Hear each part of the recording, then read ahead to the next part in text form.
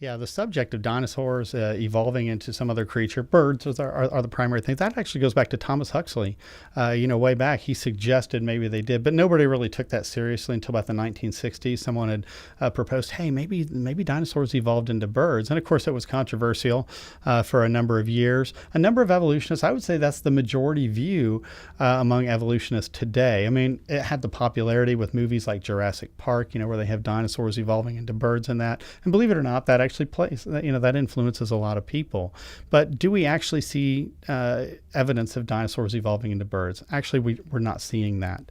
If you actually look, they have different types of lungs. Birds have a unique lung, an avian lung, and yet reptiles have a totally different lung. We even see some preserved inside of dinosaurs.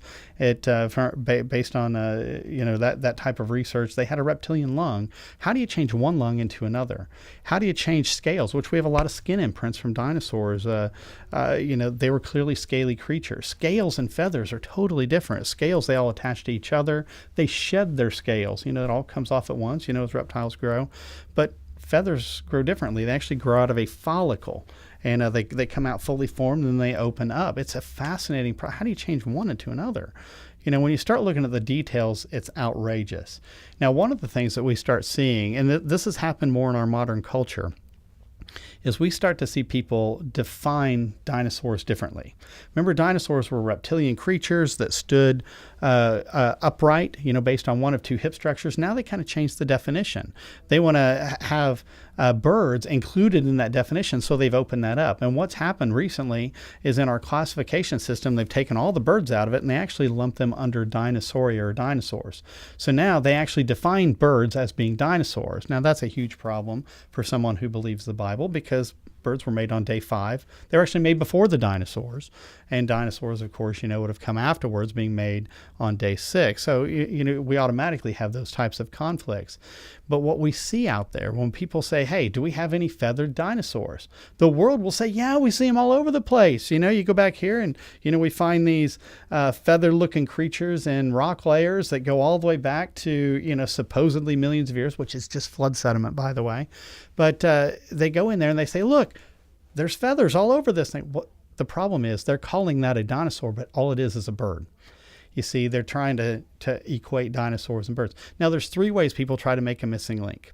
Let's just use the dinosaur to bird example. First, you take a dinosaur, a true dinosaur, and you try to make it look like a bird. So what you do is you add feathers to it in your artist representations. The second way is you take a bird and you try to make it look like a dinosaur. So they're taking these ancient birds and trying to put reptilian features on them to try to make them look like missing links. And then the third way is you fake it.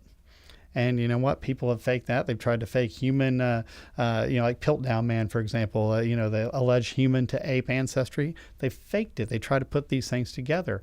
So, we do see examples of that. Archaeoraptor is probably the most popular fake. But people are getting a lot better at their fakes. People are publishing papers to how to spot these fakes because people are getting better at it. So it wouldn't surprise me if they're going to come up with some pretty good fakes here in the near future. The problem is, even when you start to research the fakes, a lot of times you can say, hold it, we see other examples of this same creature you used in this fake, and they don't have feathers or vice versa or something like that. So, we got to watch it.